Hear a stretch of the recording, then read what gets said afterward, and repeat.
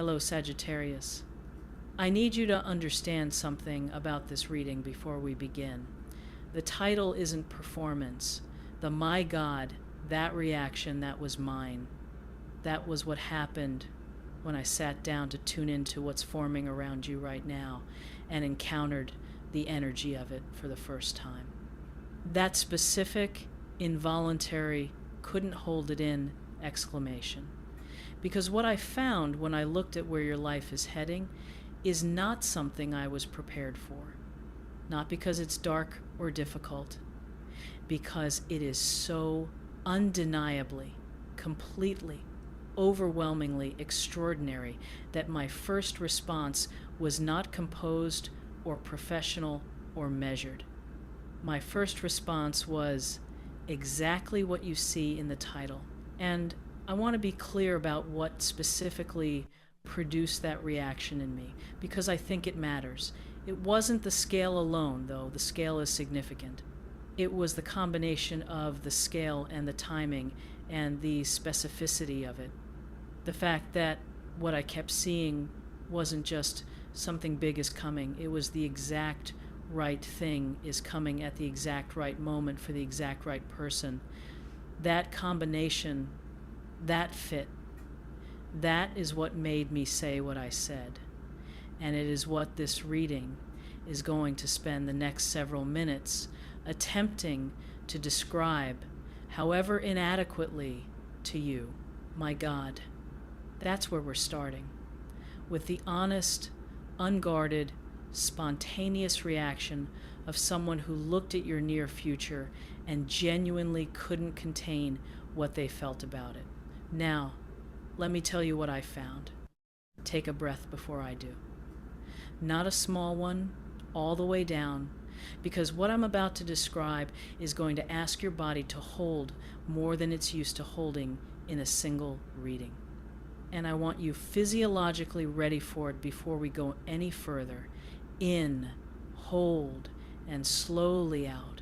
Let your shoulders drop. Let whatever tension has been sitting in your jaw and your chest begin to ease. Because this isn't news that requires bracing. This is news that requires opening. And those two things use different muscles. Open.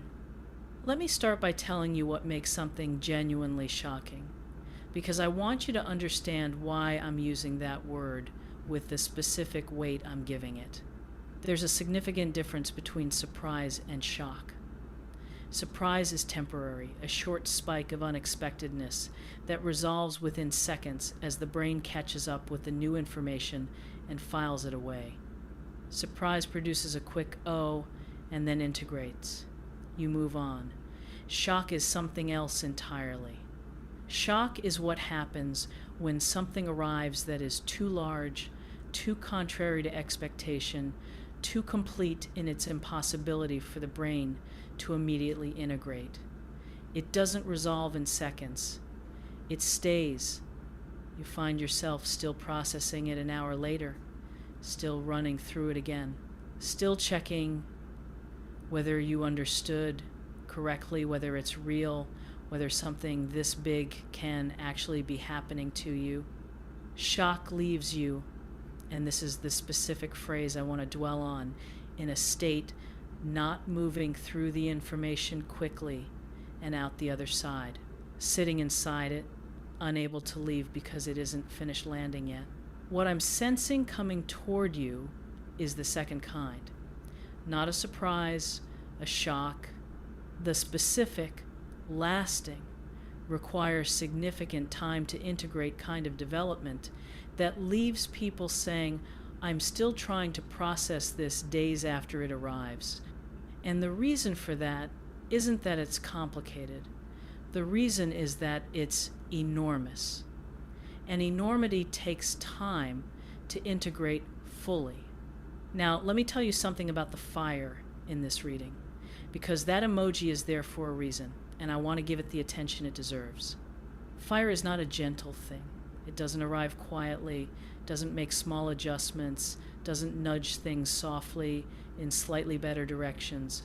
Fire arrives with heat, with total commitment to its effect. And what fire does, what distinguishes its action from slower, gentler forms of change, is that it transforms completely.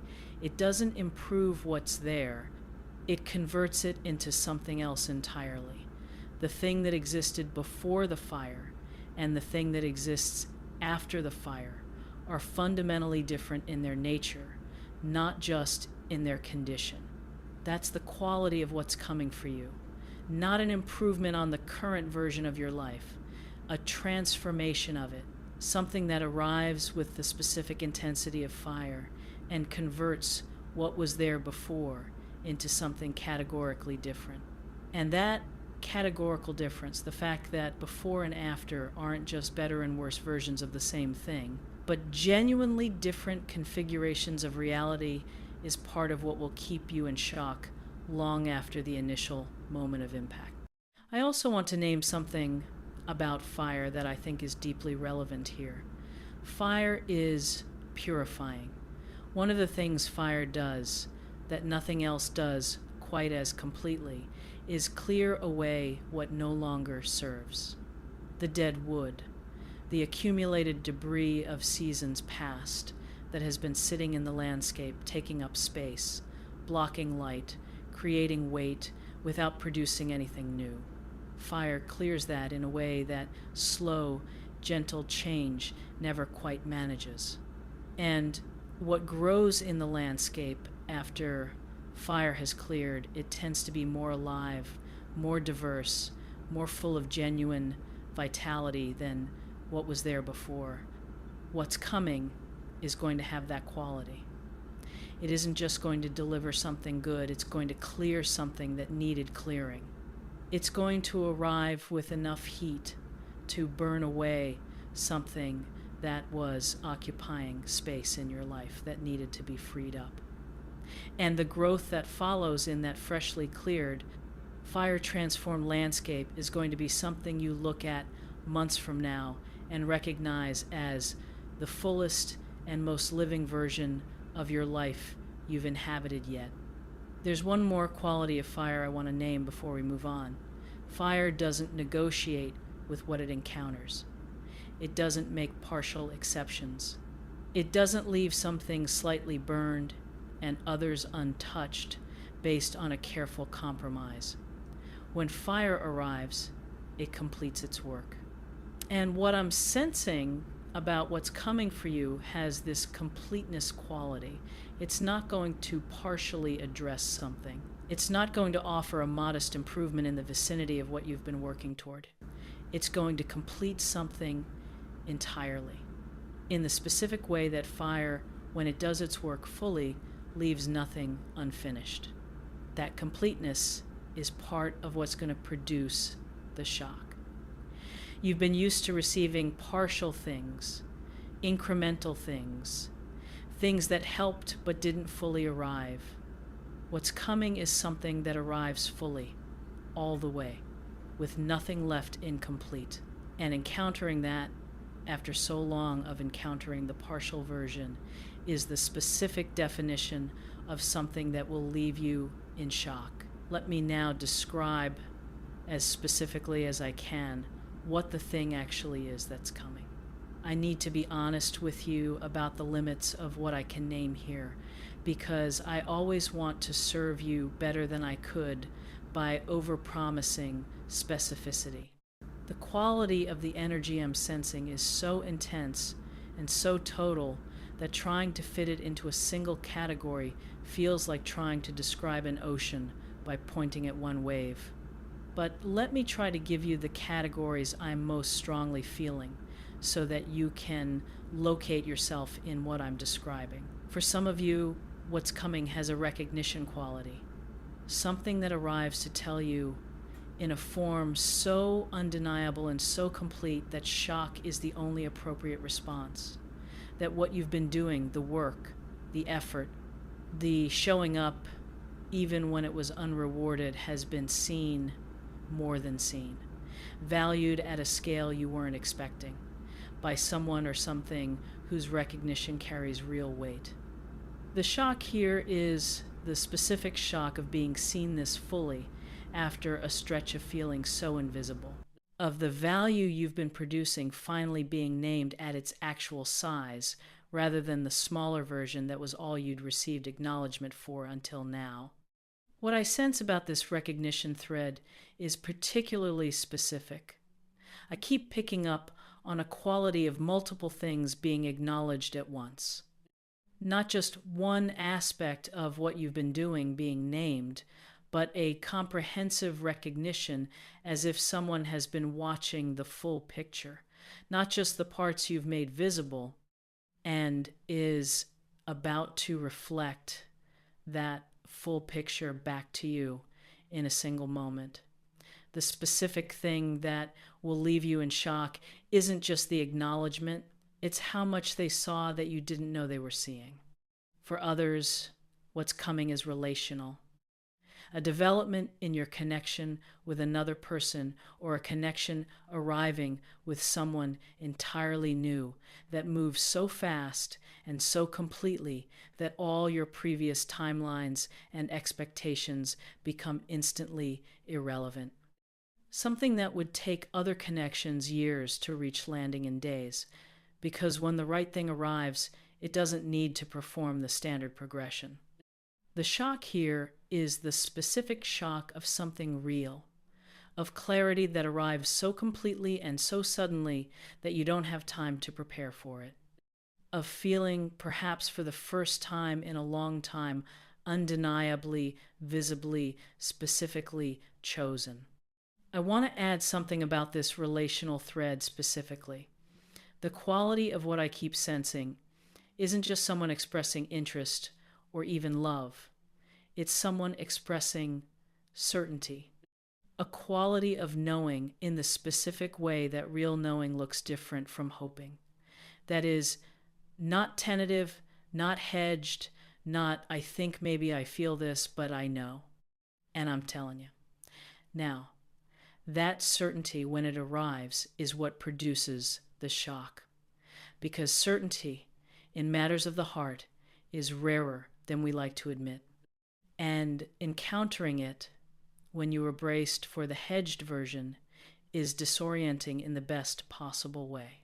And for a third group, the shock is circumstantial. A change in the practical landscape of your life so complete and so rapid that the version of daily reality you wake up to in the days following will be visibly, measurably, startlingly different from the one you were in before. Not gradually better, different in configuration, as if someone rearranged the entire set while you were briefly off stage. Which of these is closest to what you feel when you sit with the question, what would genuinely leave me in shock right now? Because I think your gut knows. And your gut's knowing is more accurate than any amount of analytical deliberation about what seems probable. Let me also speak to the specific experience of being in shock, because I think being prepared for the state itself will help you inhabit it more gracefully when it arrives. Shock is disorienting in a specific way, not frighteningly disorienting, not the kind that makes you feel unsafe, the kind that makes familiar things look slightly different, as if the camera angle on your own life has shifted by a few degrees. You look at your ordinary surroundings and they're the same, and yet they look different because you are different. Because the information you're now carrying about your situation has changed the lens through which you see everything. In the hours after something genuinely shocking arrives, the mind tends to return to it repeatedly, almost involuntarily. You'll be doing something unrelated, and you'll think, wait, that actually happened. You'll check your phone, or replay a conversation, or look at a message, or a piece of news that you've already read, and the reality of it will hit you with fresh force each time. This isn't a malfunction. This is the mind doing its necessary integration work. This is what it looks like to absorb something that was too large to absorb all at once. I also want to name what this state of shock feels like in the body, separate from what it feels like in the mind. There tends to be a specific physical quality, something in the chest or the solar plexus, that is part looseness and part warmth and part a kind of hum, as if the nervous system is vibrating at a slightly higher frequency than its normal operating range. Not anxiety, it's cleaner than anxiety, less jagged, more like the body's equivalent of awe, of having been expanded by something it encountered. That physical quality is actually the body integrating the new information in its own way, updating its sense of what's possible, recalibrating to accommodate a reality that is larger than what it was prepared for. Let that humming happen. Let the body do its integration work alongside the mind. The shock is the experience of genuine, significant change happening. And genuine, significant change deserves to be felt all the way through. Give yourself the time.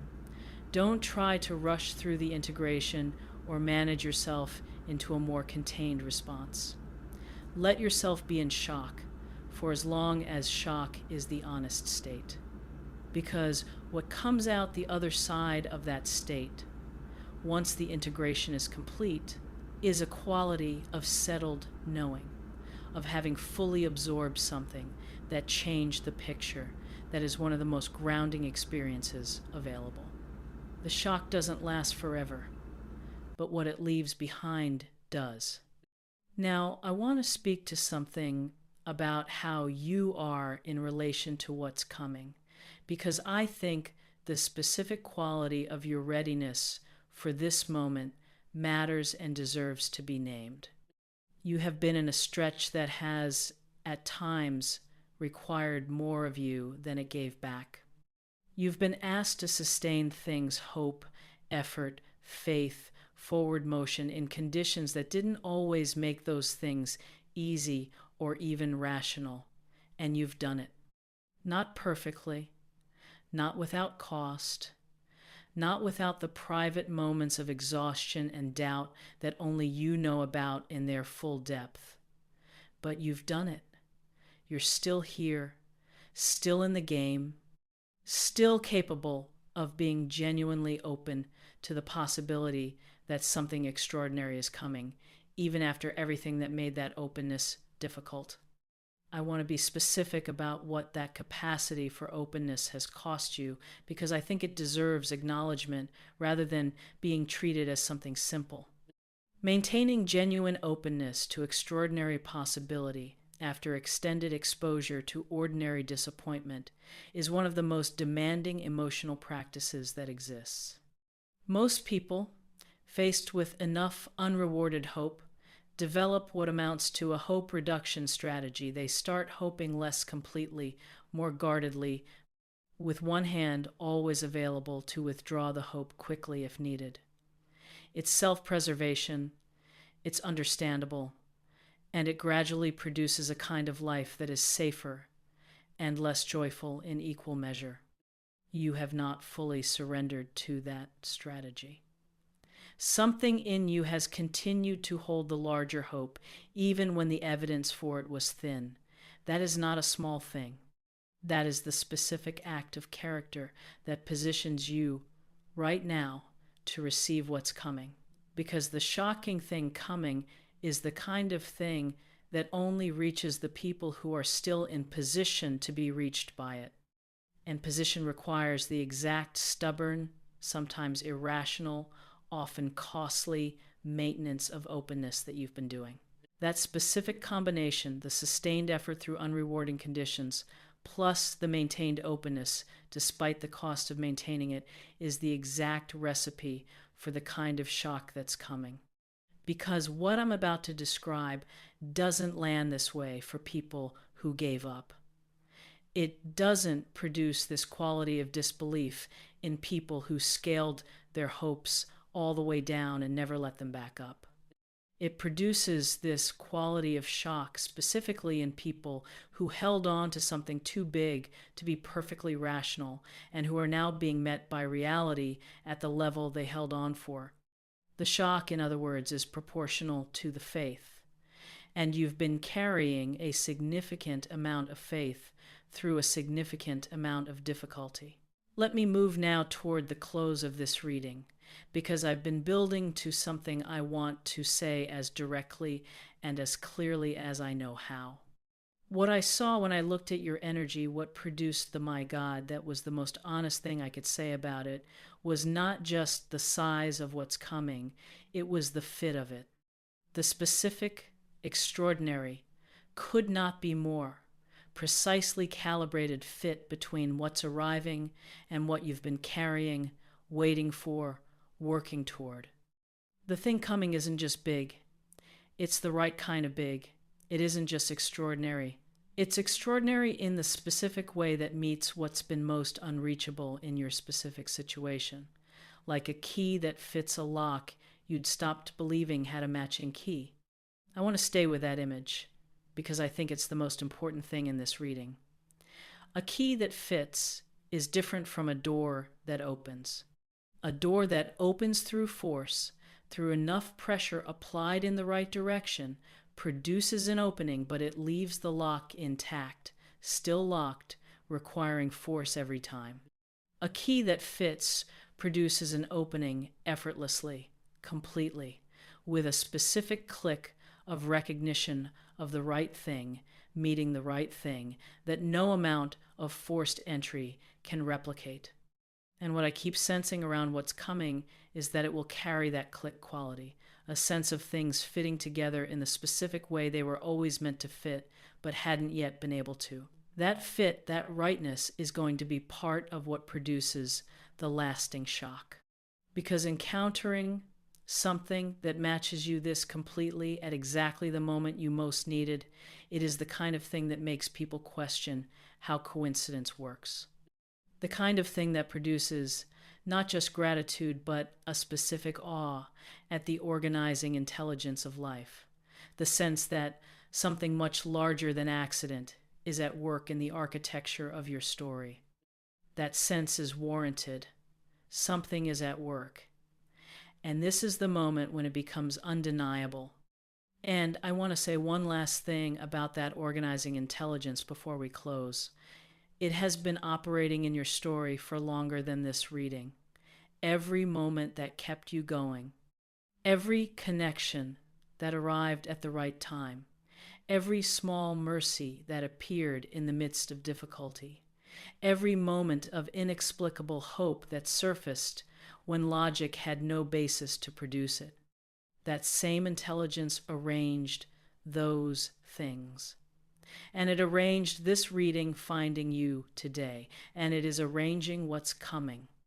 And the coming of what's coming is not the end of its work in your story. It's the latest and most dramatic expression of something that has been accompanying you this entire time. You have been watched over. You are watched over now. And what's coming is the most undeniable proof yet of that watching. So here is what I want you to carry as this reading closes. Hold yourself loosely in the next days and weeks. Don't grip too tightly to what you think is about to happen, because what's actually coming may look different from what you're picturing. Not worse, but different, as things that genuinely exceed expectation tend to do. Let the shape of it be what it actually is, rather than what you've rehearsed in your imagination. When it arrives and it's coming, let the shock be the shock. Don't immediately try to explain it or integrate it or decide what it means. Don't immediately reach for someone to tell or for the analytical frame that will help you understand what it signifies. Let yourself have the genuine, disoriented, I'm still processing this quality of the experience without rushing past it into management mode. The shock is the experience of receiving something real, and real things deserve the full quality of attention they produce. And when someone asks you how you are in the days after this arrives, let yourself tell the truth. I'm in shock, because you will be the good kind, the kind that leaves you speechless and grateful and aware that something very much larger than the ordinary mechanics of life just did something extraordinary in yours. Drop a comment and share when you sat with the question of what would genuinely leave you in shock right now. What came to mind? I'd love to know where this reading is pointing for you specifically. Because the more specific you can name it, the more you're giving shape to what's already forming. Stay close to this channel. The fire is already burning. What grows from the cleared ground is just beginning to appear. And what I saw when I looked at it made me say, my God, what you're going to say when you receive it will be something like that too.